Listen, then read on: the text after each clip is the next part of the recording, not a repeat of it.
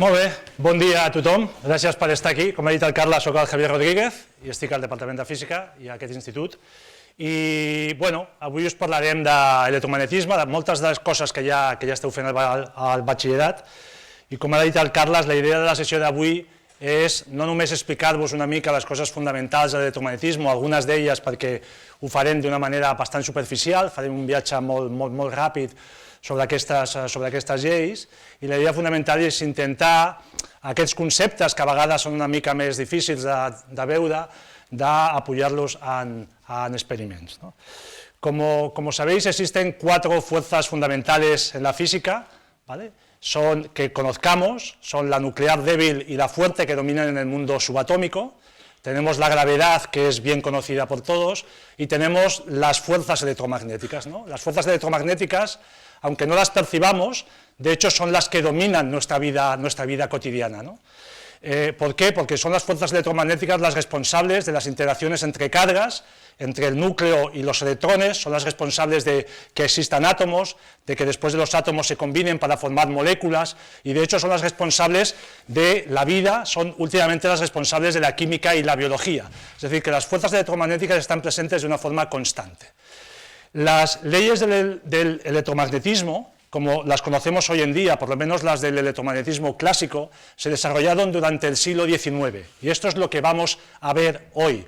Parece quedar muy lejos del siglo XIX, pero es una teoría tan exitosa, que ha funcionado tan bien y que sigue explicando tan bien la mayoría de los fenómenos electromagnéticos, que se sigue utilizando hoy en día, y que de hecho no solo ha servido para comprender desde un punto de vista fundamental cuál es la física detrás de los campos electromagnéticos, sino también trasladar esos conceptos a aplicaciones que han revolucionado nuestra sociedad, ¿no? De hecho, la teoría del electromagnetismo, las leyes electromagnéticas, las 4 ecuaciones de Maxwell que comentaremos, son el pilar de toda la base de la tecnología que tenemos hoy, de ondas electromagnéticas, campos electromagnéticos, circuitos, todo lo que nos rodea, todo lo que tenemos es gracias a la comprensión fundamental de estas leyes, ¿vale? Como os decía Carlas, la física tiene una parte teórica de tratar de entender los fenómenos que observamos y tratar de escribir ecuaciones que los describan. El espíritu de esas ecuaciones es que nos puedan permitir describir lo que vemos, pero también predecir lo que podemos ver, ¿vale? Entonces la física tiene esa parte teórica y luego tiene una parte aplicada fundamental. No existe teoría de la física, o hay teorías que todavía no han sido comprobadas experimentalmente y por lo tanto no son válidas. Para que una teoría física tenga validez, tiene que ser demostrada experimentalmente, ¿no? Y aquí veréis que todos los conceptos que vamos a ver, que vamos a explicar, se pueden demostrar, existen experimentos que permiten verlos y cuantificarlos, y eso es lo bonito del electromagnetismo y de otras teorías de la física, que te permiten predecir, describir los fenómenos que ves y describirlos desde un punto de vista cuantitativo, ¿no? Que al final es lo que nos interesa. La charla de hoy va a ir por un orden cronológico. Empezaremos hablando de cargas, después de cargas en movimiento y después de campos variables, ahora lo comentaré, y vamos a intentar, a ver si nos apañamos bien, ir acompañando las explicaciones de diferentes demostraciones. Veis que aquí hemos bajado algunas de las cosas que tenemos en el laboratorio, no todas, hay muchas más en los laboratorios, pero algunas de ellas para que podáis ver un poquito estas cosas que os estamos explicando, pues que realmente pues tienen ciertas aplicaciones, y también os comentaré algunas aplicaciones de mayor escala, que se utilizan, para las cuales son muy importantes los campos electromagnéticos. Hay millones de aplicaciones, hay diferentes variantes, yo os voy a explicar algunas de ellas de manera superficial. Si tenéis preguntas podéis interrumpirme, durante las demos también, si queréis algo más lo podéis decir. En principio la idea que tengo es que lo dividamos en 2 partes, una primera parte donde sobre todo hablaremos de cargas estacionarias y de corrientes estacionarias, y una segunda parte donde iremos a más variación con el tiempo y a ver eso qué influencia tiene en la generación de campos electromagnéticos, ¿vale? Bueno,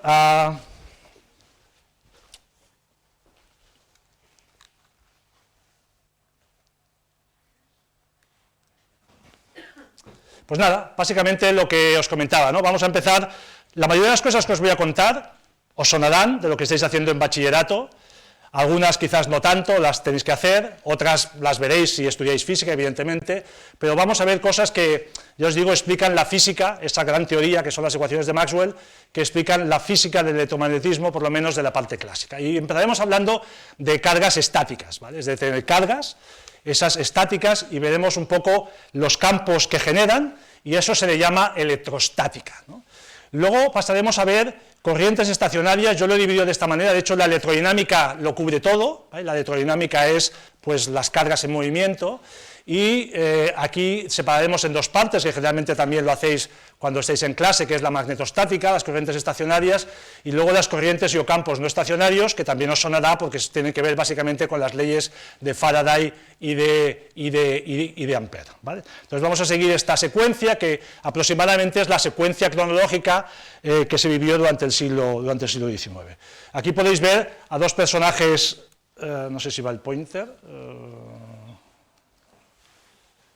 vale, no veo si va. Aquí tenéis que ver, aquí veis a dos personajes relevantes, este es Maxwell, ¿vale? Y aquel señor de allí es Faraday, ¿vale? Y son dos de los grandes protagonistas de la física que vamos a explicar hoy, ¿vale? Y dos de los que tuvieron un impacto muy relevante en la tecnología de hoy en día.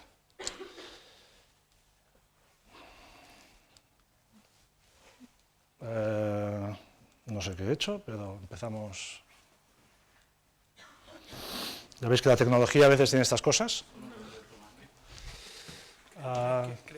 Ya, vale. Bueno, venga, empecemos por lo más esencial. Materia y carga eléctrica. ¿Por qué no nos damos cuenta del impacto de las fuerzas electromagnéticas en el día a día? Sencillamente porque la carga es neutra, ¿vale? La materia está formada, perdón, porque la carga es neutra, porque la materia es neutra, y sencillamente porque la materia normalmente tiene el mismo número de partículas de cargas positivas que de cargas negativas, es decir, lo más habitual es que tengamos el mismo número de protones que de electrones, y eso hace que la mayoría de la materia que está a nuestro alrededor esté en estado neutro, ¿no?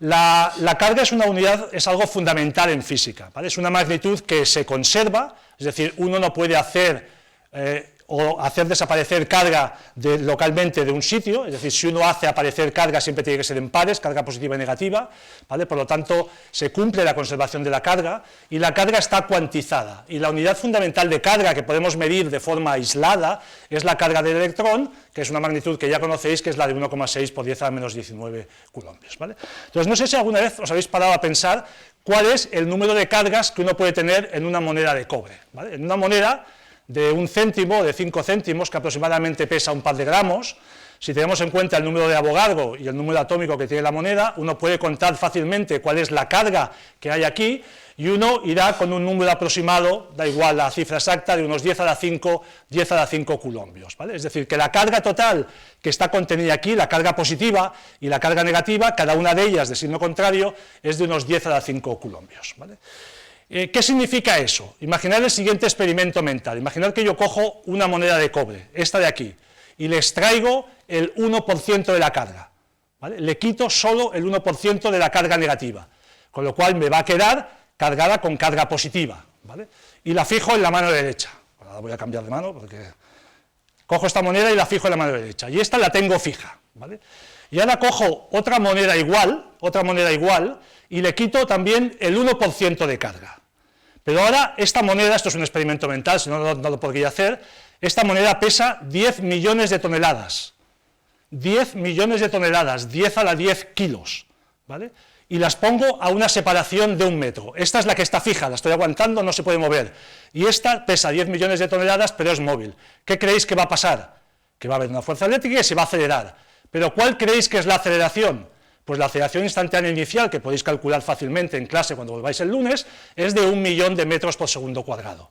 Es decir, la fuerza eléctrica que está actuando sobre esta carga es elevadísima, es mucho mayor que la fuerza gravitatoria, y sabéis que hay una relación entre ellas de aproximadamente 10 a la 39 o 1040. Es decir, la fuerza eléctrica es 10 a la 40 veces superior a la fuerza gravitatoria.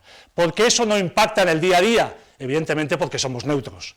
Pero podemos extraer carga de los objetos y podemos hacer que estén cargados, y podemos hacer algunas cosas divertidas como las que haremos ahora con el Van de Graaff. Es decir, yo puedo extraer carga de los sitios o poner carga, Generalmente la carga que quitamos o ponemos es la carga negativa, que son los electrones, ¿vale? Y por lo tanto puedo cargar objetos y ejercer fuerza con ellos, ¿no? Y eso es lo que tenéis aquí, ¿vale? Sabéis que tenemos cargas que están fijas en el espacio, esta es la carga positiva. Sabemos que cuando hay una carga en el espacio genera un campo eléctrico, ¿vale? Este es un campo eléctrico que se propaga a la velocidad de la luz, ¿vale? Está mediado por fotones, es un campo eléctrico que está en todo el espacio, y sabemos que el campo eléctrico es proporcional a la carga, ¿no? Es algo muy intuitivo. Si yo tengo mucha carga, pues tendré mucho campo, y este campo de hecho será 5 veces más intenso que el campo aquel de allí. Es decir, hay una relación, de alguna manera, de proporcionalidad, que sabéis a través de la ley de Coulomb, entre la existencia de muchas cargas y la existencia de una carga. Y de hecho hay una ley fundamental, una ley muy importante, una de las ecuaciones de Maxwell, que establece esta relación, de una manera un poco diferente, que no voy a entrar en el detalle ahora, pero que establece que hay una relación entre cargas y campos, ¿vale? Ese hecho de que mucho campo, mucha carga, tengo mucho campo, se expresa a través de esta ecuación. Esto de aquí es el flujo eléctrico, para los que estéis un poco más en la materia, pero básicamente tenemos la relación entre campo y carga, y esta es la primera ecuación de Maxwell. Es una de las leyes fundamentales del electromagnetismo clásico, es decir, que esta se verifica en todas las circunstancias. Evidentemente, si yo ahora soy capaz de generar una distribución de carga, como la que tenemos allí, y pongo una partícula Q en un sitio donde está actuando ese campo, lo que va a haber es una fuerza, ¿vale? Es decir, que yo puedo utilizar distribuciones de carga para acelerar partículas. No hace falta más que crear cargas, ¿vale? Poner partículas y acelerarlas, y de hecho podemos crear aceleradores de cargas que funcionan de esta manera, y ahora os enseñaré un ejemplo. ¿Cómo podemos crear agrupaciones de cargas de un mismo signo? Bueno, hay diferentes maneras. La más obvia y sencilla es por tribología, por rozamiento, es decir, frotando o haciendo que interaccionen entre sí materiales electronegativos y electropositivos que son capaces de ceder carga entre ellos, ¿no? Y de esa manera podemos cargar materiales y hacer que tengan tanto carga positiva como carga negativa, ¿vale? Eso lo vamos a explorar aquí ahora un momento de una manera práctica con un aparato que habréis visto, habréis oído, incluso a lo mejor os habéis acercado a él, que es un generador de Van de Graaff. Luego, en la media parte o al final os podéis acercar y lo podemos abrir y ver por dentro y un poco cómo es, pero la idea es tremendamente sencilla, ¿no? Es decir, tengo un material y esta cinta de aquí, que son materiales que tienen diferente electronegatividad, ¿vale? Entonces, cuando esto está pasando por aquí, hay rozamiento, se está cargando, esta cinta se está cargando de carga positiva y la estoy transfiriendo a una esfera metálica que está en la parte superior. Esta flechita que tenéis aquí, no sé por qué esto no me va. Hay un botón para encender el láser. Ah, hostia, este no era, y... A ver, vale, entonces, la carga positiva viene por esta cinta, ahora lo veréis en vivo. Aquí hay un peine metálico que se llama, que luego os enseñaré, se transfiere a esta esfera y voy acumulando carga. Fijaros que la carga toda se cede aquí, esta cinta vuelve sin carga, se vuelve a cargar abajo, cede la carga arriba, y de esta forma, haciendo trabajo, para cargar algo tengo que hacer trabajo, tengo que aplicar energía mecánica, entonces, haciendo girar estas dos poleas de aquí, consigo ir moviendo esta cinta e ir poniendo carga en la parte superior.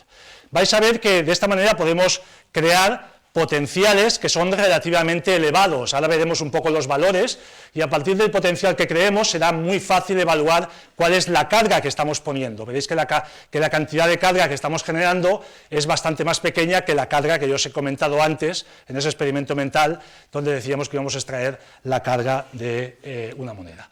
Este Van de Graaff que tenemos aquí chiquitito, si queréis un Van de Graaff grande, id a Boston, y entonces allí tienen en el Museo de Ciencias de Boston el mayor Van de Graaff que hay, de 7 millones de voltios, ¿vale? Y ahí se pueden hacer experimentos bastante divertidos. Pero aquí también, y es lo que vamos a intentar hacer ahora, a ver si todo funciona.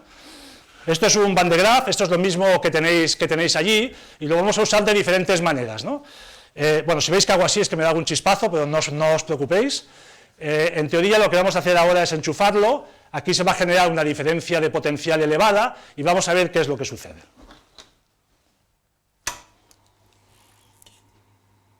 Luego os explicaré por qué utilizo esto. Espero que vaya bien, porque hoy sois bastantes en la sala y hay bastante humedad.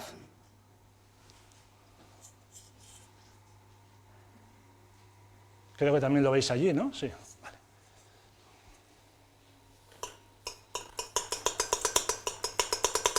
Fijaros qué estamos haciendo. Tenemos en medio una pelota que está recubierta por un metal y cuando toca la esfera de la izquierda, que es la que está cargada, se está cargando de carga positiva, por lo tanto está siendo repelida por esta esfera, y cuando toca la derecha, que está aterrizada a tierra, cuando yo la toco, se descarga, se carga, se descarga, se carga, se descarga, se carga, se descarga, y va haciendo esta interacción, y esto funciona como un acelerador. Evidentemente es un acelerador donde la pelota no sale a ese 1.000.000 de metros segundo cuadrado, la cantidad de carga que tenemos aquí es mucho menor, pero lo que estamos haciendo es acelerando esto de aquí, ¿no? ¿Veis? Si cojo ahora, esta de aquí está tierra, la derecha, esta está cargada, con una diferencia de potencial elevada, y la pelota pues se va moviendo de un sitio a otro, ¿vale?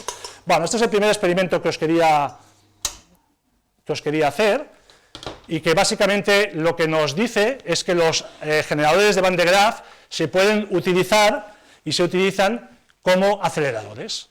Yo puedo construir en el laboratorio un acelerador, este es el que hay en Brookhaven, en Estados Unidos. Aquí dentro hay dos bobinas, dos generadores de Van de Graaff, que consiguen potenciales de hasta 15 millones de voltios. ¿Cómo lo pueden conseguir? Porque esto está en vacío, ¿vale? Y por lo tanto no hay ionización del aire, ahora lo explicaremos, y lo que hacen sencillamente es acelerar partículas, en este caso partículas pesadas, y las hacen chocar unas contra otras para ver un poco cuál es la interacción de eso y cuáles son las partículas que producen. Como os digo, estas son cosas que existen. Un protón con esta diferencia de energía, esto es megaelectronvoltios, se puede acelerar a 5 por 10 a la 7, o se puede conseguir una velocidad de 5 por 10 a la 7 metros por segundo, que es bastante menor que la de la luz, pero no es nada despreciable, ¿vale? Es decir, que se pueden utilizar este tipo de aparatos para acelerar partículas. ¿Qué pasa si ahora esas esferas, fijaros que aquí tengo ahora mi esfera de Van de Graaff, aquí es donde estoy cargando, que está a un cierto voltaje porque estoy poniendo carga, y esta es la que está a tierra, ¿vale? ¿Qué creéis? Y el campo que se produce sencillamente es el cociente, ¿vale? Si suponemos que esto es constante, entre el voltaje y la distancia. ¿Qué creéis que pasa si yo ahora empiezo a acercar, espero que esto vaya, si empiezo a acercar estas dos, bueno, se ha ido, fijaros, empiezo a acercarlas, el campo va aumentando hasta que llega un momento que el campo será tan intenso que produciré la ionización del aire, ¿vale? Y eso es lo que vamos a hacer ahora. Vamos a tratar de acercar las esferas, colocarlas hasta que podamos ionizar el aire. ¿Qué significa ionizar el aire? Significa que vamos a tener un campo suficientemente intenso como para acelerar las cargas, los electrones, y hacer que impacten sobre las moléculas del aire, el nitrógeno y el oxígeno, extraigan electrones, entonces haya transiciones y produzcan luz. Eso es la ionización del aire, ¿no? Y entonces el medio se vuelve conductor. Todos los materiales se pueden ionizar, el aire se ioniza a 3 por 10 a la 6, faltan las unidades, pero son voltios por metro, ¿vale? A 3 millones de voltios por metro el aire se ioniza. O sea, si soy capaz de generar 3 millones de voltios, podré ionizar en 1 metro. Si soy capaz de generar 300.000 voltios, seré capaz de ionizar en 10 centímetros, ¿vale? Entonces vamos a ver cómo podemos ionizar y cómo podemos conseguir la ruptura del medio. Sí. Si acaso apagas la luz. Sí. No, Carlas, desde aquí.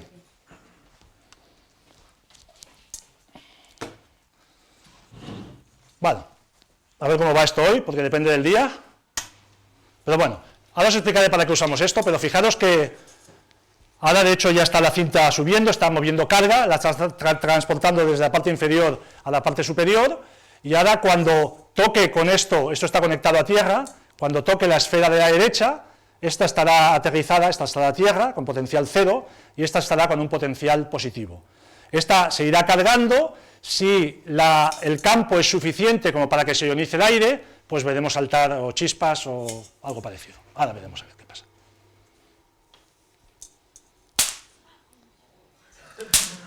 ¿Vale? ¿Veis? Lo que estamos haciendo es ionizando el aire. Fijaros que estamos a una distancia aproximada de unos 10-15 centímetros, y esto lo que nos está diciendo, nos estamos cargando un poco aquí todo, ¿vale? Ahora, no lo vamos a hacer mucho por si acaso, pero bueno, estamos a unos 10-15 centímetros, eso quiere decir, una primera indicación es que el potencial que estamos alcanzando aquí es superior a los 300.000 voltios, ¿vale? Es decir, que tenemos un potencial de 300.000 voltios en la superficie de esta esfera, que es un valor relativamente alto. ¿Por qué estos instrumentos no son, este de aquí en particular no es letal? O sea, no es, me podría saltar una chispa a mí y tampoco pasaría nada.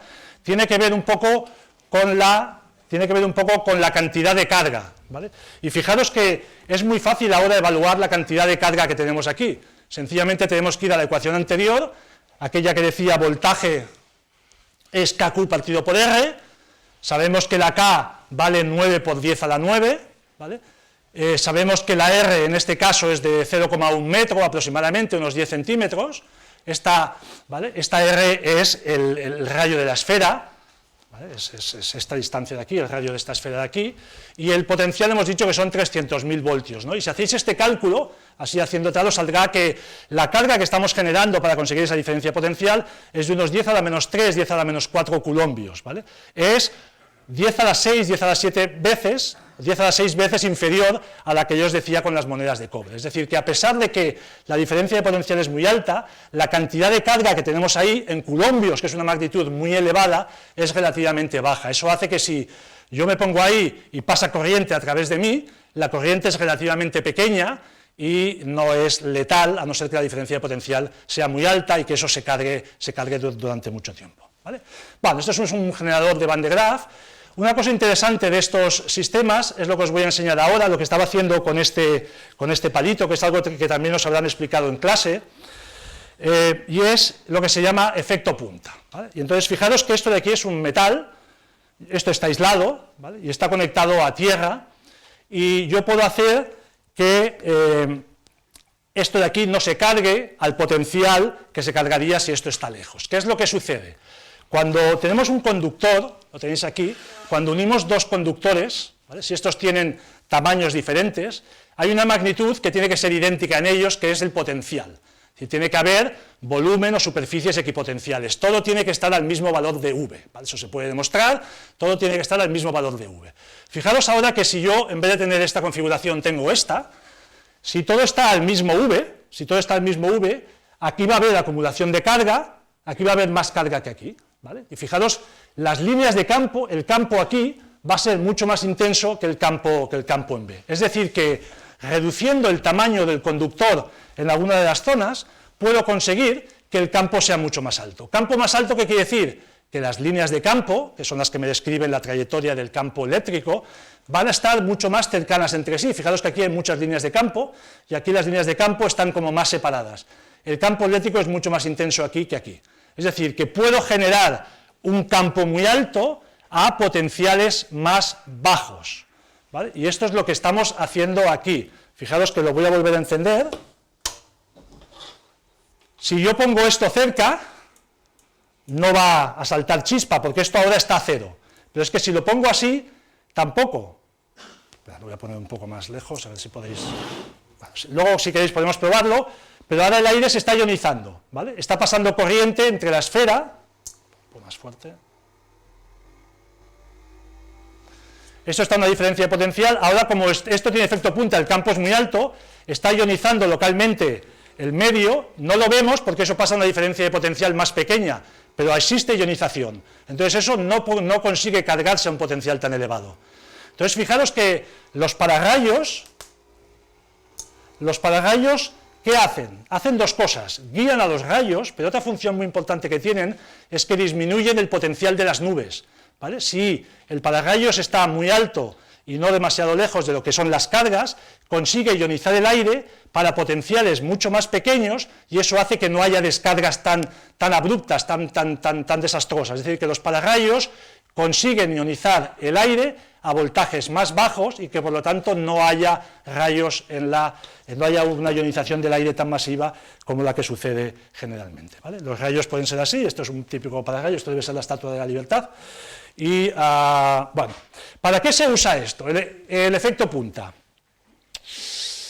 Bueno, tiene muchos usos, ¿vale? Pero uno interesante es este de aquí.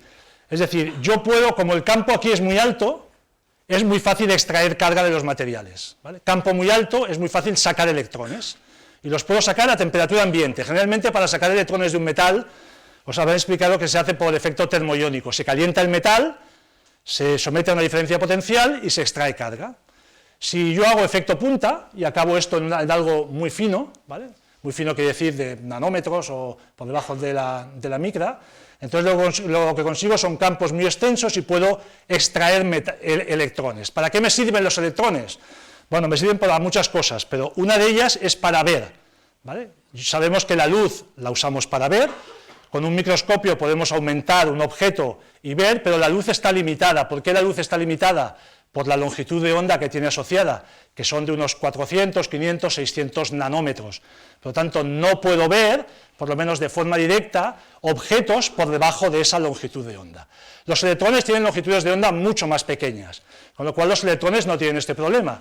Si yo soy capaz de coger electrones y mandarlos sobre un material, y luego detectarlos, pues veré la interacción de los electrones con el material, y eso es lo que hacen los microscopios electrónicos. Fijaros que esto de aquí es un ejemplo de un microscopio que estamos viendo partículas que tienen tamaños de 5 o 10 nanómetros. Fijaros que 10 nanómetros, si lo comparáis con un cabello humano, que suele tener unas 50, 100 micras, es unas 10.000 veces más pequeño que el diámetro que tiene un cabello humano, ¿vale? Son cosas muy pequeñitas que no se pueden ver a simple vista, pero que se pueden hacer, que sirven para muchas cosas. En vuestros televisores, estos nuevos que hay este tipo de partículas, ¿vale? Que sirven para determinadas aplicaciones. Pues eso se puede ver con estos microscopios electrónicos que utilizan el efecto de punta. ¿Para qué sirve la electrostática? Bueno, pues tiene muchas aplicaciones, ¿eh? Aquí solo os pongo un par de casos, pero que son bastante evidentes, ¿no? Eso es una empresa, una fábrica de estas que tiene, de aquí la extracción de humos por los procesos que hacen es bastante intensa, pero fijaros que esta está funcionando y no se ve humo que sale, ¿vale? Prácticamente no se ve humo. Bueno, el humo puede ser vapor de agua, pero muchas veces está asociado con partículas, ¿no? Entonces, ¿qué es lo que se hace? Se ponen unos filtros electrostáticos y es muy fácil de entender. Imaginad que tenéis una corriente que tiene muchas partículas, ¿vale? Que son nocivas para el medio ambiente. Lo que hago es pasarlas por una rejilla que está cargada positivamente. Por ejemplo, inicialmente son neutras.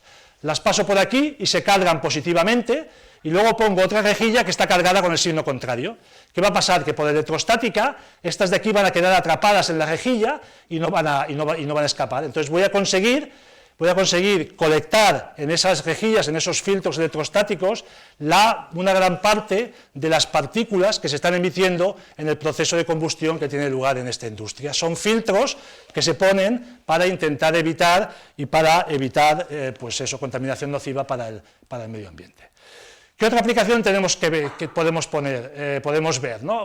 Otra es estas inyectoras, estas impresoras de tinta, ¿no? Estas son impresoras que funcionan con un condensador. Ahora de hecho vamos a ver un ejemplo, y esta también es muy fácil de entender, ¿no? Tenéis vuestra tinta, ¿vale?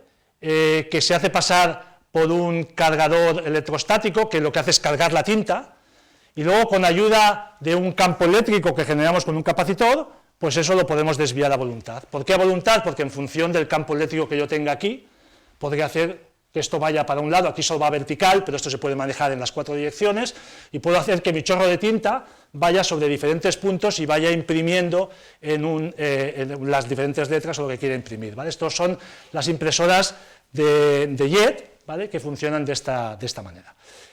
Podemos hacer una demostración muy sencilla, que es la que vamos a ver ahora, donde vamos a intentar ver esto. Vamos a generar un haz de electrones, vamos a generar un haz que vamos a ver gracias a una pantalla luminiscente, y cuando tengamos ese haz de electrones lo que vamos a hacer es desviar su trayectoria con un condensador. Este es el típico ejercicio que os pueden poner en la selectividad, ¿no? Escogéis, es de cinemática con las cargas, se están moviendo a través de un condensador. Si no hay campo eléctrico, los electrones se moverán en línea recta. Si aplica un campo eléctrico, habrá una fuerza, ¿vale? Y los electrones se moverán en sentido contrario al campo eléctrico por el signo negativo de los electrones, ¿vale? Y esto es lo que vamos a intentar ver aquí ahora. A ver si me apaño con todo esto. Esto me lo han dado la vuelta. Ah, no sé si me lo han dado la vuelta o no. No, está bien. Vale, pues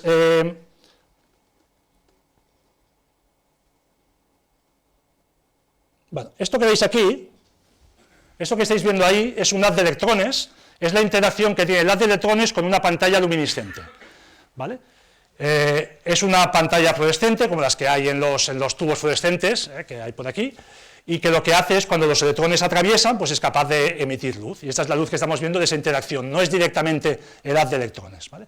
Entonces, ahora fijaros que este haz de electrones está dentro de un condensador, que son esas dos placas que tenéis aquí no lo veis, pero fijaros que aquí hay dos placas, que son esta y esta, que hacen un condensador. Ahora voy a aplicar un campo, voy a darle una diferencia potencial aquí, va a haber un campo que apunta en una dirección, no sé en cuál es, y el haz se va a curvar en la dirección contraria. Y esto es la señal de que hay una fuerza que está actuando sobre estos electrones que se están moviendo aquí. Es justamente eso que tenemos ahí, y en teoría debería poder...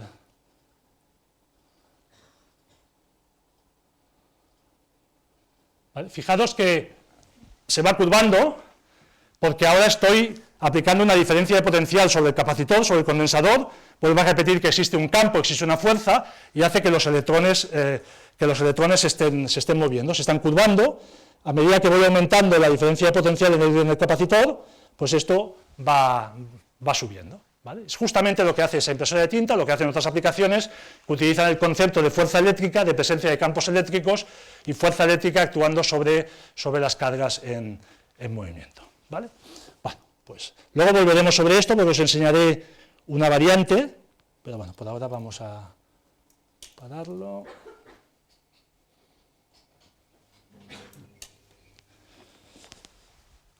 Vale, pues si tenéis alguna pregunta, me la podéis hacer, vale, entonces, claro, estamos hablando de cargas eléctricas, y el concepto de carga eléctrica nos es muy familiar, porque de hecho, bueno, vivimos con él en el día a día, ¿no? A veces uno pues tiene pequeños, cuando uno va a abrir la puerta del coche, si el coche está algo cargado, pues se descarga y uno siente como un pequeño chispazo, y eso es debido a la presencia de cargas estáticas, ¿no? Que hay muchas siempre en la atmósfera, ¿no? Sabéis que en la atmósfera hay mucha electricidad estática, de hecho en la atmósfera hay un campo eléctrico permanente de unos 100 newtons culombio, de 100 voltios metro, y existe mucha carga estática, y es la humedad la que generalmente elimina esa carga estática por la capacidad de conducción que tiene el agua. Bueno, entonces uno podría pensar a priori, si hemos derivado una ecuación que me relaciona la carga con el campo eléctrico, la carga eléctrica con el campo eléctrico, ¿podemos hacer lo mismo para cargas magnéticas? Es decir, ¿puedo pensar en la existencia de una carga magnética?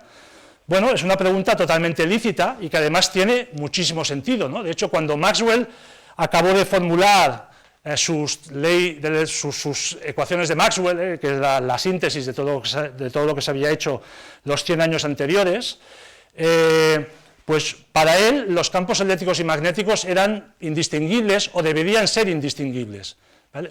¿Qué quiere decir? Que en las ecuaciones que él formuló uno debería poder cambiar el campo eléctrico por el campo magnético y las cosas deberían seguir funcionando igual, ¿vale?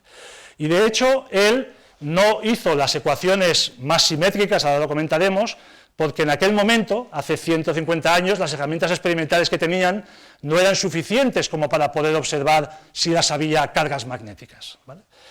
El caso es que 150 años después seguimos sin observar cargas magnéticas, es decir, no sabemos si existen monopolos magnéticos. ¿Quiere decir eso que no existen? Bueno, si hubiera un monopolo magnético, ¿qué pasaría? Pues que generaría, si asumimos que los campos eléctricos y magnéticos son primos hermanos, si hubiera un monopolo magnético, ¿qué es un monopolo magnético? Yo cojo un imán, de esos que hay por ahí ahora, permanentes o no, y empiezo a romperlo en pedacitos. Eso ya os lo habrán explicado en clase, os lo explicarán, ¿no? Empiezo a romperlo en pedacitos y por más que lo rompa, al final siempre me quedo con un norte-sur. Soy incapaz de generar solo un norte o solo un sur, que sería mi carga magnética, digamos, positiva o negativa, o el equivalente de las cargas magnéticas. No podemos dar este paso, o no sabemos dar este paso, o no hemos encontrado nada que sea así.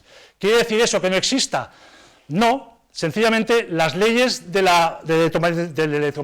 electromagnetismo clásico no prohíben la existencia de monopolos, ¿vale? De hecho, en electrodinámica cuántica se puede establecer la existencia de monopolos si estos tienen una carga muy bien definida, que tiene que ver con un cálculo que hizo Dirac hace ya muchos años, ¿vale?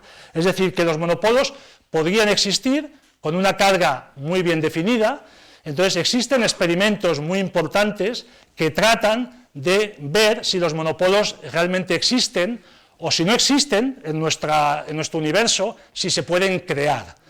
¿Por qué los monopolos son interesantes? Bueno, no he dicho que si no hay monopolos, esta ecuación, que es la misma que hemos visto antes, carga magnética y campo son proporcionales, esto es el flujo, pues entonces esta ecuación no es cierta. De hecho Maxwell no la formuló así, porque él ya sabía en su momento que las líneas de campo magnético eran cerradas, como os habrán explicado, y si esto no existe, esto tampoco es cierto, porque esto solo es cierto si tenemos cargas individuales como las cargas eléctricas, ¿no? Entonces, ¿por qué la existencia de monopolos puede ser interesante? Bueno, porque su presencia restauraría la simetría en las ecuaciones de Maxwell. Y con esto voy a ir muy rápido, solo quiero que os fijéis en dos cosas. Estas son las 4 ecuaciones de Maxwell, ¿vale? Y fijaros en la diferencia. Estas de la izquierda son las ecuaciones para el campo eléctrico. Hemos visto esta de aquí, relacionan carga con campos. Fijaros, esta de aquí es diferente. Como no hay monopolo magnético, esto de aquí es igual a 0. Las líneas de campo magnético son cerradas. Y además, fijaros que aquí, ahora lo veremos, cuando circulan corrientes, cuando hay cargas en movimiento, se generan campos magnéticos, y aquí, como no hay cargas magnéticas, no pasa lo mismo. Es decir, no podemos tener cargas magnéticas circulando que me generen campos eléctricos. Es decir, hay asimetría. Y a la física, digamos, tiene cierta tendencia a la estética y a la simetría. Es decir, que a uno le gustaría poder escribir aquí un término mu sub 0 y m, y aquí poder escribir un término q sub m. A uno le gustaría que las ecuaciones fueran así, y entonces serían completamente simétricas. ¿Qué quiere decir completamente simétricas? Que uno puede coger el campo eléctrico y el campo magnético y cambiarlos, y las ecuaciones seguirían siendo exactamente las mismas, tanto para los campos como para las cargas, ¿vale? Entonces, ¿qué pasa? Que hay gente activa implicada en la búsqueda de monopolos. ¿Por qué? Fijaros si es importante eso, que el mayor acelerador que hay actualmente en el mundo, que es el Large Hadron Collider en Ginebra, que tiene un radio de 27 kilómetros para acelerar las partículas a 10 teraelectronvoltios, ese acelerador, uno de los experimentos de ese acelerador está destinado a la búsqueda de monopolos. Es decir, que este de aquí, que es el MOMEDAL, este de aquí es un experimento este de aquí es el acelerador, el LHC, ¿vale? Y en esta zona de aquí está este experimento, que son unos calorímetros, bueno, unos sistemas que se usan para la detección de partículas, está dedicado a investigar la posible existencia de monopolos. ¿Por qué? Porque si uno descubre monopolos, si los descubriera, que no sabemos si los hay, si uno puede generar, aquí lo que hacen es colisionar partículas energéticas de mucha energía y se forman otras partículas. Imaginaros que fuéramos capaces de formar monopolos, de formar cargas magnéticas de un sentido y de otro, podríamos evaluar cuál es su carga y podríamos saber algo fundamental en la física, y es si el modelo estándar, que es el modelo que funciona actualmente para las fuerzas nuclear débil, nuclear fuerte y la electromagnética, es el modelo válido o no. Se sabe o se cree actualmente que tiene que haber algo más allá del modelo estándar, que el modelo estándar no va a ser el definitivo, porque es un modelo que no permite unificar con la gravitación.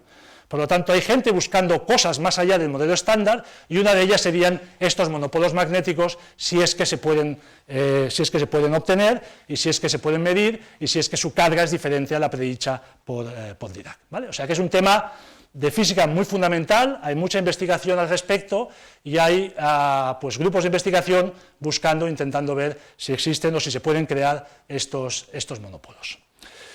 Por lo que a nosotros respecta,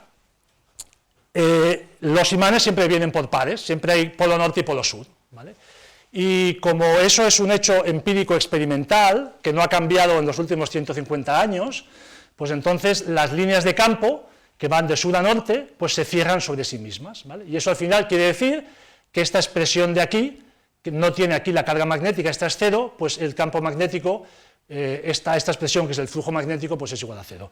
Y esta es otra de las ecuaciones importantes del electromagnetismo, se le llama la ley de Gauss del magnetismo o la segunda ecuación de Maxwell, ¿vale? Es otra de esas leyes importantes que ya os digo podría cambiar su forma si descubriéramos monopolos magnéticos. Es una evidencia, todos lo sabéis, polos opuestos se atraen y polos idénticos se repelen, ¿no? Y ahora es muy fácil hacer experimentos en los cuales eso se manifiesta de forma bastante relevante por la presencia de estos imanes. Ahora tenemos al acceso de todos estos imanes, que son imanes permanentes, que están hechos de hierro, estos son de hierro neodimio-bodo, ¿vale? Son de una aleación que es fuertemente magnética, y que tienen, ahora lo mediremos, campos magnéticos relativamente intensos, ¿vale? Ahora vamos a medir el campo magnético de estos imanes con una sonda Hall.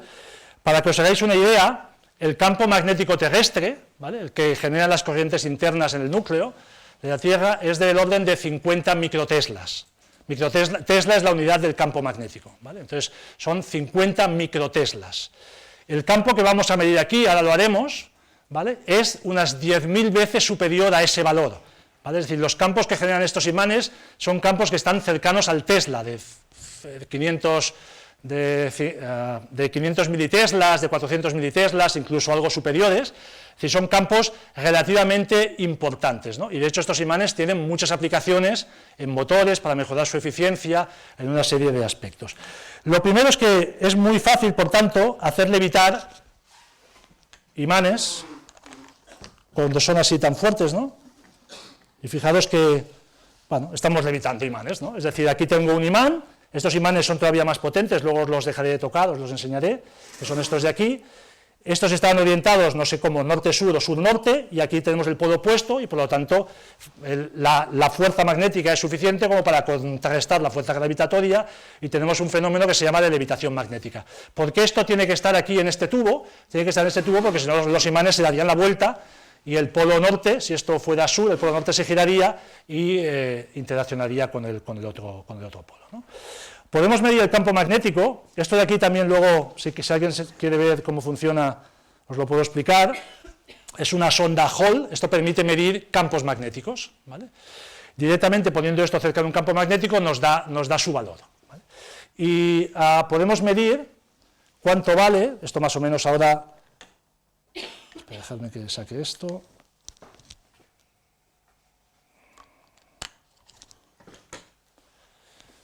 Estos imanes que tengo aquí son bastante potentes, luego os puedo dejar que los toquéis, que los manipuléis, hay que tener un poco de cuidado. Son tan potentes que, de hecho, uno puede...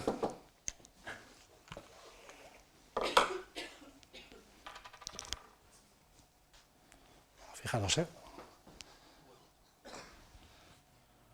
Opala. No se va a caer porque... ¿Vale?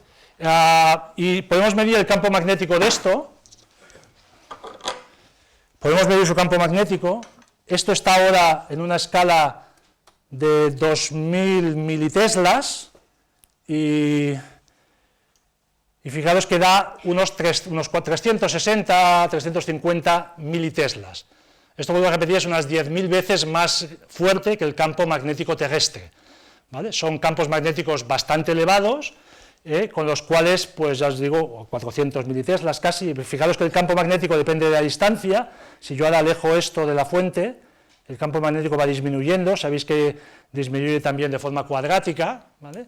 Y si lo pongo hacia los lados, también el campo magnético disminuye. Si invierto esto de aquí, si lo pongo al revés, ahora el campo magnético será positivo. Esto es por cómo mide este objeto, ¿no? Bueno, es decir, que podemos hacer levitar, sin más que contraponer polo norte, polo sur de un imán, podemos conseguir la levitación. Algunas ideas de campos magnéticos. El del campo magnético terrestre, de hecho, son 50 microteslas, ¿vale? Eso está mal, son 10 por 10 a menos 5. Las ferritas más normales son 50, estos imanes permanentes pues en torno a 400 militeslas, 500 militeslas, manchas solares que se pueden medir fácilmente en el laboratorio con un fenómeno que se llama efecto Zeeman, ¿vale? Son del orden de 0,4 teslas. Podemos construir electroimanes, que luego veremos bastantes de ellos, con campos magnéticos bastante altos. Los que veremos aquí son de campos magnéticos más bajos, porque para construir electroimanes potentes hace falta utilizar cables superconductores o a temperaturas a las cuales los metales son superconductores, luego ya lo comentaremos, porque eso permite hacer circular mucha más corriente.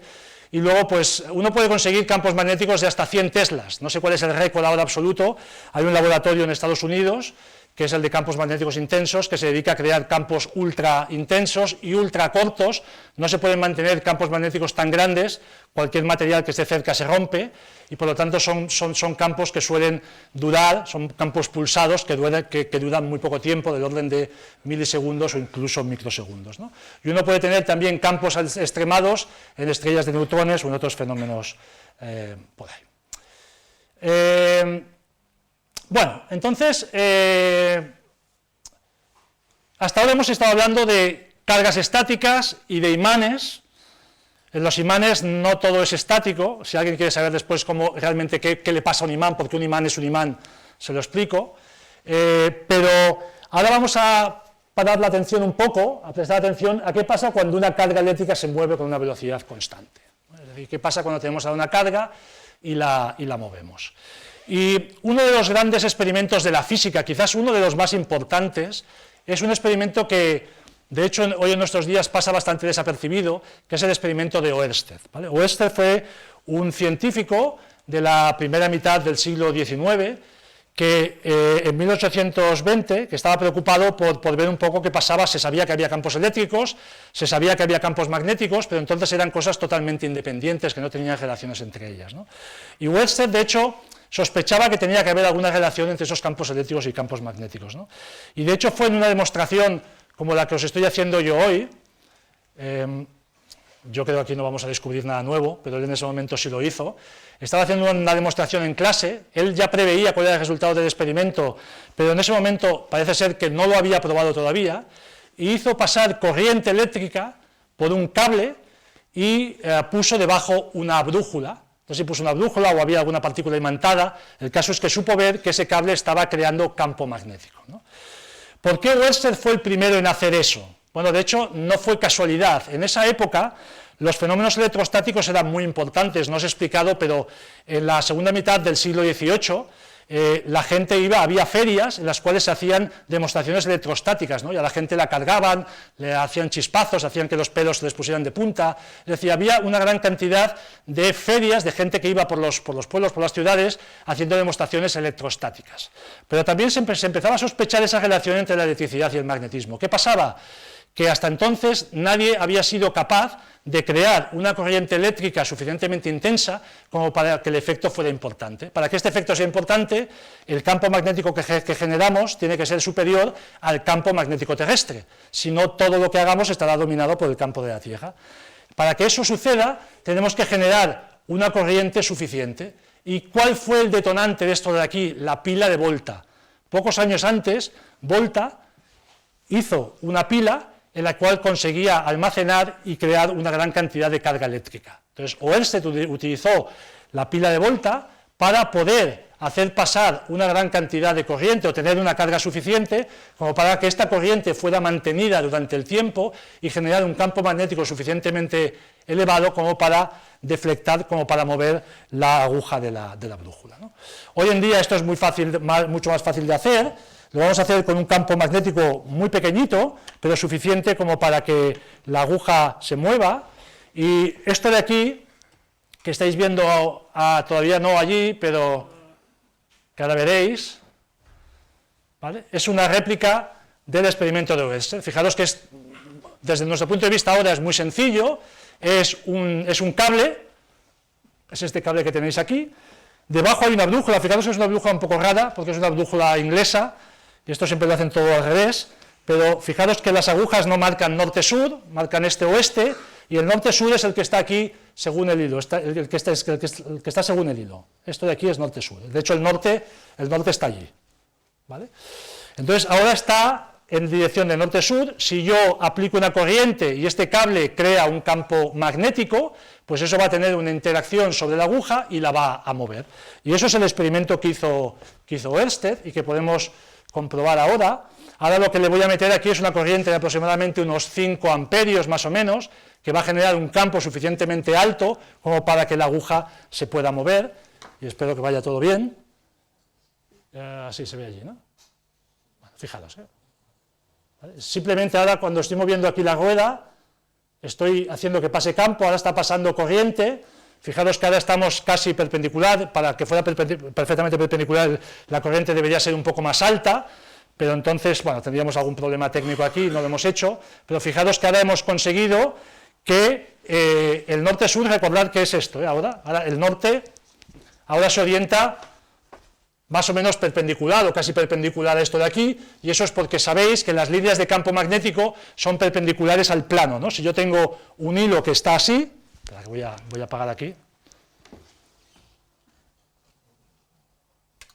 Si yo tengo un hilo que está así y circula corriente, y la corriente va para allí, las líneas de campo magnético aquí entran, perpendiculares a este plano, y las líneas de campo en el otro lado salen, ¿vale? La corriente va así, ¿vale? Con lo cual aquí entran y allí salen y se crea un campo magnético que es circular, ¿vale? El experimento de Oersted fue un experimento empírico. Él lo único que hizo, que ya fue mucho, yo os digo, es un experimento muy importante porque fue el primer experimento que demostró la relación entre campos eléctricos y campos magnéticos. Y esto que hoy nos parece bastante obvio, en aquella época no lo era y revolucionó la física. Entonces en Europa había una gran actividad, en Francia, en Alemania, Oersted era danés, y rápidamente se conoció el experimento de Oersted, circuló por Europa, y Ampère, que era una persona que estaba muy preocupada y que ya intuía esas relaciones entre corrientes eléctricas y magnéticas, fue el que dio forma a esta matemática, a esta expresión. Ampère era una persona con una capacidad matemática más elevada que Oersted, y él consiguió, ahora lo vemos aquí de una forma muy sencilla, en su momento esta era mucho más complicado, Ampère consiguió formular su ley, ¿vale? La ley de Ampère, que es esta de aquí, que hoy sabemos que es incompleta, pero en aquel momento era la adecuada para explicar el campo magnético generado por corrientes estacionarias, y que lo que nos decía, no nos preocupamos de esta integral, que es una circulación, lo que nos decía es que si hay una corriente, aparece un campo magnético, y que el campo magnético que aparece es proporcional a esa corriente. De hecho, lo calculáis, me imagino que en clase es una de las cosas que calculáis también, el campo magnético, cuando yo tengo un hilo, por el cual circula corriente, genera un campo magnético que es radial, y ese campo magnético sencillamente es mu sub 0, que es una constante, multiplicado por la corriente, dividido por el 2pi, por la distancia que hay al cable. ¿Vale? Es decir, que Ampère puso el formalismo matemático a la demostración de Oersted, y esta es forma parte de una de las 4 ecuaciones de Maxwell. Está incompleta por lo que veremos después, pero de hecho en su época, vuelvo a repetir, que fue algo muy importante. ¿Vale? La Ampère, fijaros, esta ley de aquí es solo 10 años más tarde del experimento de Oersted, ¿vale? Y Ampère, en cuanto supo del experimento de Oersted, se puso a trabajar para un poco formular esta ley. De hecho, él tiene un libro que son los Principia, que están considerados como los de Newton para el electromagnetismo, aunque son anteriores a Maxwell. Bueno, ¿qué pasa si en vez de tener un hilo, ahora tengo espiras de corriente? ¿Vale? Pues también sabemos que, y esto va a ser importante para lo que vamos a ver en la segunda parte, ¿vale? Que vamos a ver cosas un poco, alguna divertida que tiene que ver, bueno, divertida, interesante que tiene que ver con esto. ¿Qué pasa si hacemos circular corriente por una espira, ahora de forma circular? Pues que también vamos a crear un campo magnético, ¿vale? Ese campo magnético que vamos a crear tendrá el sentido sur-norte, norte-sur, en función de la dirección de la corriente. Por ejemplo, si la corriente gira así, el campo sur-norte; si la corriente gira al revés, el campo será sur-norte en sentido contrario, ¿vale? Es decir, que otra vez, cuando uno hace circular corrientes por espiras, uno puede encontrar una relación que hay entre el campo magnético y la corriente en la espira, ¿no? Entonces, uno lo que puede hacer es no tener una sola espira, sino tener muchas espiras, y eso es lo que forma los solenoides o bobinas que se utilizan en múltiples aplicaciones, en motores y diferentes sistemas, ¿no? La ventaja de este sistema es que se puede calcular; ese cálculo no lo haréis probablemente en bachillerato, sí que se hace en la carrera de física, en primero, es calcular de una forma exacta este valor de aquí, es decir, que el campo se puede escribir como la mu sub 0, que es esto de aquí, por la densidad de espiras, por el número de espiras que hay por unidad de longitud, y por la corriente asociada, ¿vale? Es decir, que si uno hace pasar, si uno tiene muchas espiras juntas, fijaros, esto de aquí, el campo es mu sub 0 por el número de espiras por unidad de longitud y por la corriente. Si tengo una espira con 2800 vueltas, que tiene 10 centímetros, y hago pasar una corriente de 4,5 amperios, soy capaz de conseguir un campo de 160 militeslas, ¿vale? Es decir, que en principio uno puede generar campos magnéticos relativamente intensos o adecuados para corrientes que son fácilmente obtenibles con fuentes convencionales de laboratorio, incluso con pilas o baterías, ¿no? Ese campo magnético es muy homogéneo, es muy constante en toda la parte central, y luego decae, evidentemente, a medida que me alejo de la espira, ¿no? Estos solenoides, por tanto, crean campos magnéticos, ¿no? Y creo que os quería hacer algo sobre eso. Sí, os quería hacer algo del campo magnético del solenoide, que no sé dónde está. No, este no, lo haremos con aquel de allá. Con aquel de allá, sí, con esto. Vale. Bueno, esto es un solenoide, ¿vale?, que tiene bastantes vueltas. Ay, voy a quitarle esto. Dentro tiene un núcleo de hierro para hacer que el campo magnético sea un poquito más intenso, y podemos medirlo con esta sonda Hall. Si la acerco, la voy a poner por aquí. Lo que voy a hacer es hacer pasar corriente, y fijaros que, bueno, lo voy a poner a 30 voltios, esto creo que tiene 68 ohmios o 70, van a pasar 0,5 amperios, no es mucho, pero suficiente como para medir el campo magnético, ¿vale? Entonces lo vamos a poner. Ahora está pasando corriente por ese solenoide, y si lo que estamos diciendo es cierto, pues se va a generar un campo magnético, ¿no? Y aquí tenéis el medidor de campo magnético, y si lo pongo, a ver, voy a poner así, bueno, pues vemos que tenemos 40 militeslas, ¿vale? Estoy quedando aquí arriba, ¿vale? Fijaros que 40 militeslas es 1000 veces mayor que el campo magnético terrestre, ¿vale? Es decir, que estamos creando un campo magnético que luego ya veremos que es suficiente como para usar esto en múltiples aplicaciones, 40 militeslas desde el punto de vista del campo magnético ejerce una fuerza considerable sobre otros objetos, y eso lo usaremos ahora para hacer una demo bastante rápida con un par de voluntarios que espero que salgan de entre el público. Bueno, ¿para qué se puede aplicar? Pues para cosas muy obvias, ¿no? Para coger objetos, ¿no? Es decir, estos solenoides se llaman electroimanes, ¿no? Es decir, que con electricidad consigo generar campos magnéticos, eso es un electroimán, ¿vale? Y los electroimanes se utilizan para cosas tan obvias como esto de aquí, para subir grandes pesos cuando estos son metálicos, ¿vale?, o para esto de aquí. Y aquí hay una pequeña demo que voy a pedir 2 voluntarios o voluntarias, o un voluntario y una voluntaria, venga, cualquiera. Vamos a ver un poco, esto de aquí es un venga, ¿te llamas? Kai. Pues Kai y... ¿Cómo? Naim. Kai y Naim. Vale, entonces la idea es que esto es un electroimán, ¿vale? Esto que tenéis aquí es un electroimán que genera un campo tampoco demasiado intenso, creo, antes lo hemos medido y creo que era unos 20, 30 militeslas, ¿vale? Y ahora lo que vamos a hacer es acoplarle aquí un columpio, que ahora cuando yo suba esto, Marta aquí hay una fuente de alimentación que lo va a poner esto, vale, ya está, lo estamos alimentando esto con una corriente, y ahora Kai y Naim se van a subir, pero vamos a quitar, si quitáis esos tacos de madera que hay debajo, quitarlos, sí, quítalo, vale. Y ahora la idea es que se van a subir ellos, van a equilibrar el columpio y va a aguantar su peso, que más o menos será unos 120, 130 kilos, ¿vale? Entonces se van a subir uno a cada lado. Fijaros que solamente haciendo pasar pocos voltios y una corriente relativamente pequeña y un campo de 20-30 militeslas, soy capaz de aguantar 130, 120 kilos, si no me deja mal esto y si funciona. Para subiros, tener cuidado, pisar el pie contrario, tú allí y tú en el izquierdo, y apoyaros aquí y luego ya os soltaréis. Y ahora subid el otro, para que os podéis soltar, ¿vale? Ahora ya están, ¿vale? Fijaros que aguanta perfectamente el peso.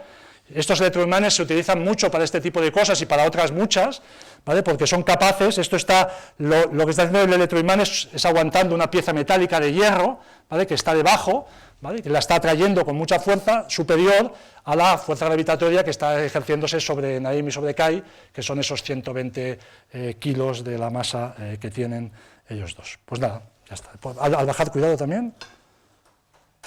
Vale.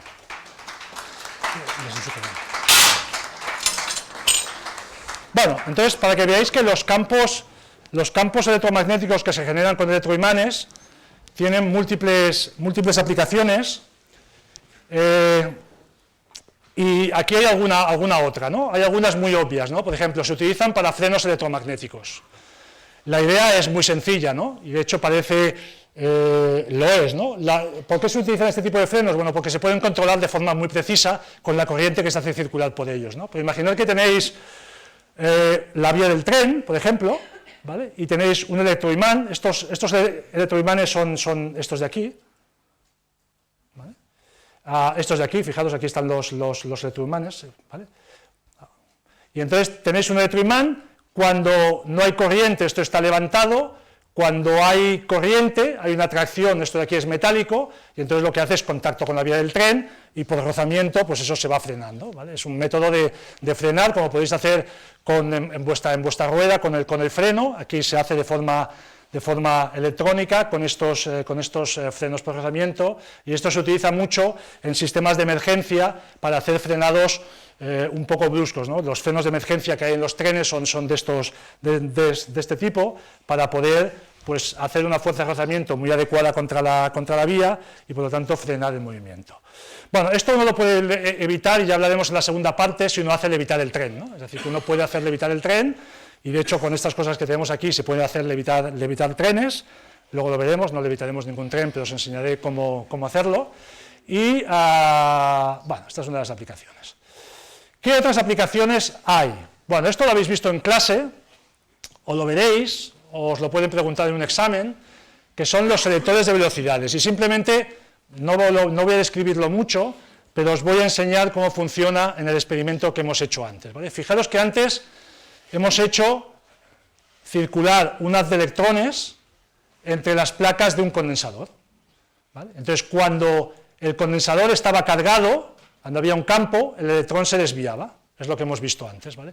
Ahora lo que vamos a hacer es compensar esa desviación de la carga con una fuerza magnética que irá en sentido contrario. Para eso, ¿qué tenemos que hacer? Bueno, tenemos que aplicar un campo. Fijaros que la fuerza de Lorentz, que para el campo eléctrico va como QE, para el campo magnético no va igual, por la no existencia de monopolos, va como QV vectorial B, ¿vale? Entonces, ¿qué pasa? Que si yo tengo un campo magnético que entra hacia adentro y tengo una partícula que se mueve en la dirección para allá, habrá un campo magnético hacia arriba que puede compensar, si el valor es el adecuado, el valor de QVB es el adecuado, puede compensar la fuerza eléctrica. Entonces yo puedo conseguir que mi partícula se mueva en una trayectoria más o menos recta y salga por un orificio bien definido, solo si tiene la velocidad adecuada, porque solo si tiene la velocidad adecuada, estas fuerzas serán iguales. Si la velocidad no es la que yo he programado, esta partícula chocará con la pared, arriba o por abajo, y por lo tanto esto lo puedo utilizar como un selector de velocidades, ¿vale? Es decir, solo las partículas con esta relación entre campo eléctrico y campo magnético podrán atravesar esta configuración, ¿vale? Y esto lo podemos hacer de forma relativamente sencilla en esto de aquí. Fijaros que antes hemos creado el haz de electrones, lo hemos deflectado, hemos desviado su trayectoria con un condensador, y ahora lo que vamos a hacer es volver a hacer rectilínea su trayectoria aplicando un campo magnético. ¿Cómo vamos a aplicar el campo magnético? Bueno, luego podéis verlo, aquí hay dos bobinas, ¿vale? Son dos bobinas bastante grandes, que se llaman bobinas de Helmholtz, porque tienen una configuración tal que logran tener un campo magnético uniforme en la dirección perpendicular, ¿vale? Entonces el campo magnético de estas bobinas es bastante uniforme. Veréis que no es del todo uniforme en la dirección que está alineada con la trayectoria, y por eso el haz no es perfectamente rectilíneo, pero bueno, sirve bien para lo que os queremos enseñar. Bueno, primero voy a generar el haz de electrones, como hice antes. ¿Vale? Este es el haz de electrones que vemos a través de la pantalla luminiscente. Ahora voy a aplicar el campo eléctrico, lo estoy desviando, ¿vale? Y ahora, con esta otra fuente,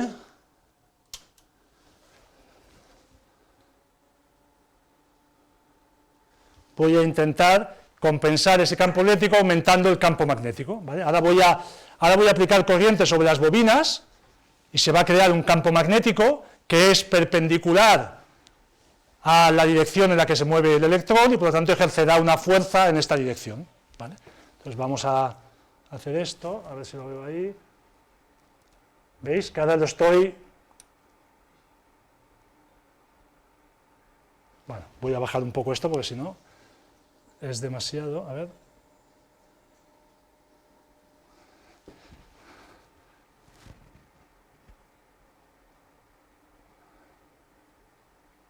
Bueno, el hecho de que se vea así es porque el campo magnético, fijaros, el campo magnético que estamos aplicando no es constante en todo el recorrido, es un poco más intenso aquí que en los bordes. Pero la idea es que el haz de electrones, que estaba curvado para arriba, al aplicar el campo magnético, tiene una fuerza magnética en la dirección contraria y me fuerza al haz a moverse casi rectilíneo en esa dirección. Vuelvo a repetir que no es perfectamente recto, porque el campo magnético aquí y aquí es un poquito diferente, aquí es más intenso que en los extremos, ¿vale? Pero veis que la fuerza de Lorentz, el término este de QV vectorial B, es capaz de contraponerse, de estar en la misma dirección y sentido contrario que el campo eléctrico, y por lo tanto hacer que la partícula se mueva en una trayectoria un poco menos curvada que la que tenía antes, ¿vale? Bueno,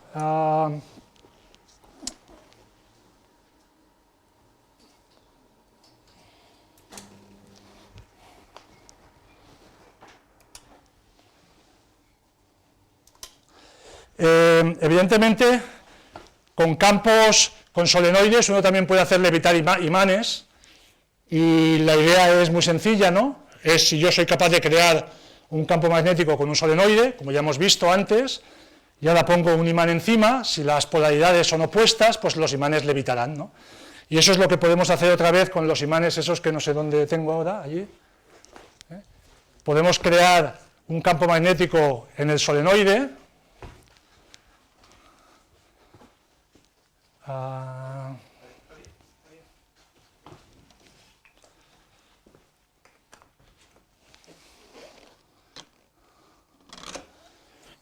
Ahora lo que voy a hacer sencillamente es hacer pasar otra vez corriente por el solenoide.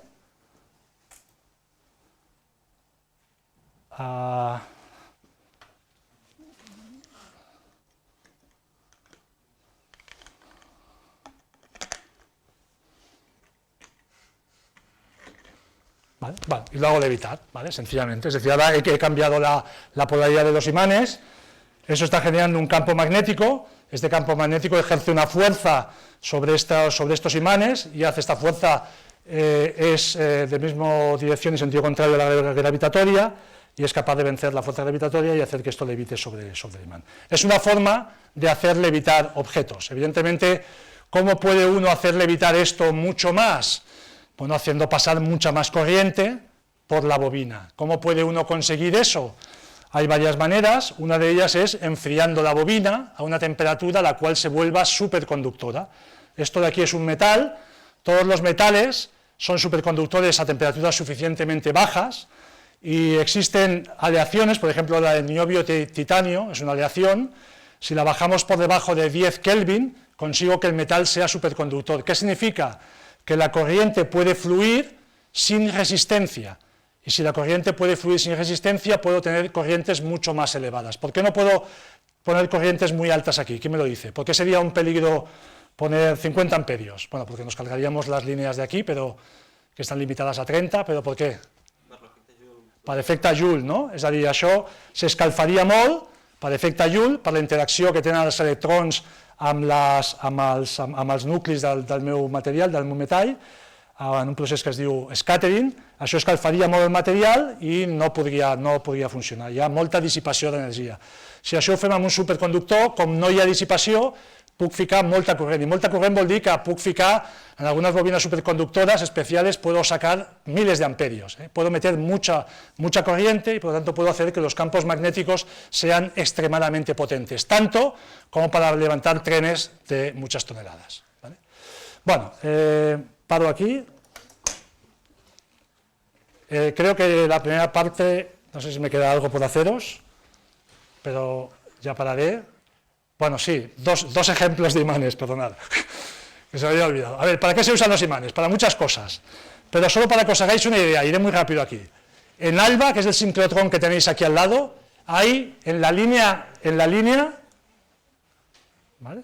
Ahora os explicaré esto cómo va, pero hay 650 imanes, y no son imanes pequeñitos, son imanes de este tipo. Esto es un imán cuadrupolar, que tiene 4 bobinas, hay imanes dipolares, ¿vale? ¿Para qué se usan los imanes? ¿Para qué se usan tantos imanes? Bueno, fundamentalmente, ALBA, el sincrotrón que tenemos aquí al lado, es un acelerador de electrones, ¿vale? Entonces se generan electrones en esta zona de aquí a 3 gigaelectronvoltios, esa es la energía con la que se generan. Y para que se genere radiación, este sincrotrón lo que hace es generar radiación electromagnética, es generar luz de diferentes longitudes de onda. Para eso lo que se hace es que la trayectoria de los electrones tiene que ser curvada, no tienen que ir en línea recta, tienen que curvarse, porque al acelerarse emiten radiación. Las partículas aceleradas emiten radiación, emiten ondas electromagnéticas, y esta luz que se emite aquí es la que se utiliza para hacer experimentos. ¿Cómo se consigue curvar la trayectoria de los electrones? Con campos magnéticos, ¿vale? Entonces se ponen imanes, fijaros que aquí hay diferentes zonas, todas estas zonas rojas son imanes, aquí la trayectoria de los electrones se curva, en esta zona sigue recta porque no hay nada, se curva, sigue recta, se curva, sigue recta, y hay diferentes imanes puestos estratégicamente para ir curvando y hacer esto que sea un anillo por el cual van circulando los electrones. Estos electrones se mueven a velocidades cercanas a la de la luz. Para que esto pase, esto se hace dentro de un tubo que está en ultra alto vacío, a unos 10 a la menos 12 torr, 10 a la menos 15 atmósferas, y eso es necesario para que los electrones no colisionen con las moléculas del aire y no se deceleren rápidamente y puedan dar muchas vueltas sin necesidad de acelerarlos de nuevo o de inyectar más electrones, ¿vale? Otra aplicación de campos magnéticos bastante interesante y espectacular es el proyecto ITER, ¿vale? El proyecto ITER es uno de los grandes proyectos de la humanidad, en el sentido de que están intentando conseguir fusión nuclear, ¿vale? Y la fusión nuclear, ¿en qué consiste? Consiste en coger átomos de hidrógeno o deuterio y tritio, que son variantes donde se les añade un neutrón y 2 neutrones, son isótopos, con lo cual uno, si coge 4 átomos de hidrógeno y uno es capaz de quitarle los electrones y juntar esos núcleos hasta que formen helio, pues la reacción tiene un gran exceso de energía, porque la masa de este de aquí, este tiene 2 neutrones y 2 protones y aquí hay 4 protones, es más pequeña que la de partida, y eso se transforma en energía, y es una fuente que se dice inagotable de energía, es la fuente de producción de energía en estrellas, supernovas, etcétera, etcétera. ¿Qué problema hay? Para conseguir esto, una de las maneras, hay varias, es tener tu gas, inicialmente tienes hidrógeno, ¿vale? Tienes que ionizarlo, tienes que formar un plasma, ¿vale? Separar los núcleos de los electrones. Eso es fácil de hacer, pero para conseguir la reacción en el ITER tienen que ir a temperaturas de en torno a los 100 millones de grados. Sí, lo he dicho bien, 100 millones de grados.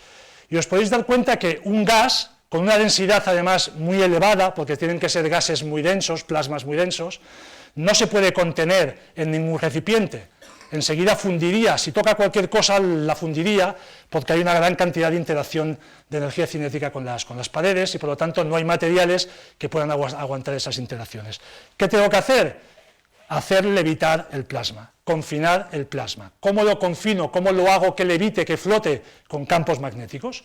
Es muy fácil ver que cuando uno tiene campos magnéticos inhomogéneos, uno puede confinar partículas cargadas, se llaman botellas magnéticas, ¿vale? Pues eso es lo que se hace en el ITER. Fijaros que esto de aquí es un electroimán, sí, tiene este tamaño, ¿vale? Es un electroimán que está hecho con bobinas superconductoras, fijaros cómo lo transportan.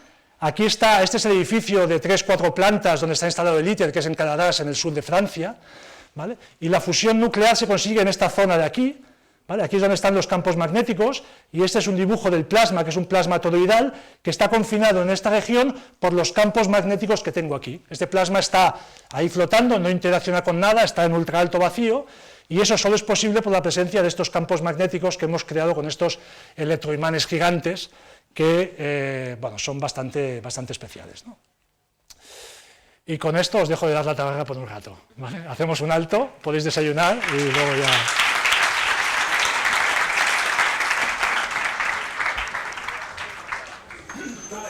Si teniu preguntes, podeu fer-les, eh? O si voleu veure alguna de les coses que us he mostrat, també podeu fer-ho ara.